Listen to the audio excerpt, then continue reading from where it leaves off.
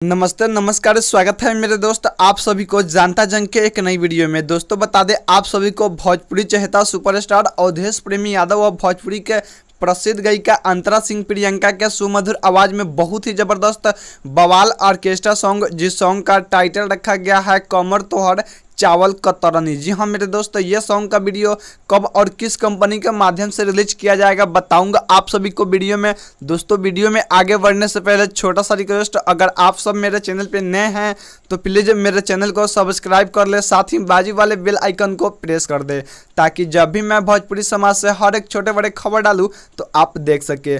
दोस्तों बता दें आप सभी को भोजपुरी चहेता सुपरस्टार अवधेश प्रेमी यादव और भोजपुरी के बहुत ही अच्छी प्रसिद्ध गायिका अंतरा सिंह प्रियंका के सुमधुर आवाज में बहुत ही जबरदस्त ऑर्केस्ट्रा स्पेशलिस्ट सॉन्ग, जिस सॉन्ग का टाइटल रखा गया है कमर तोहर चावल कतरनी। जी हाँ मेरे दोस्त, ये सॉन्ग का वीडियो 16 अप्रैल 2022 को सुबह 7 बजे यानी कल सुबह 7 बजे अवधेश प्रेमी ऑफिशियल यूट्यूब चैनल के माध्यम से रिलीज किया जाएगा। मेरे दोस्त एक बार फिर से बता दें आप सभी को, भोजपुरी चहेता सुपरस्टार अवधेश प्रेमी यादव का बहुत ही जबरदस्त ऑर्केस्ट्रा में तांडव मचाने वाला सॉन्ग, जिस सॉन्ग का टाइटल रखा गया है कमर तोहर चावल कतरनी।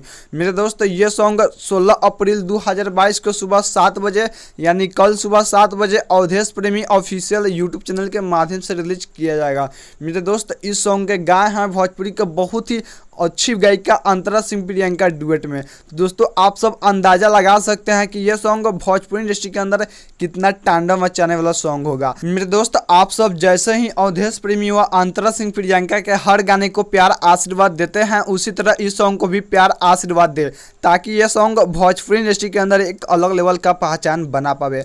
दोस्तों जानकारी कैसा लगा आप सब अपना राय नीचे कमेंट सेक्शन में कमेंट करके जरूर बताएं।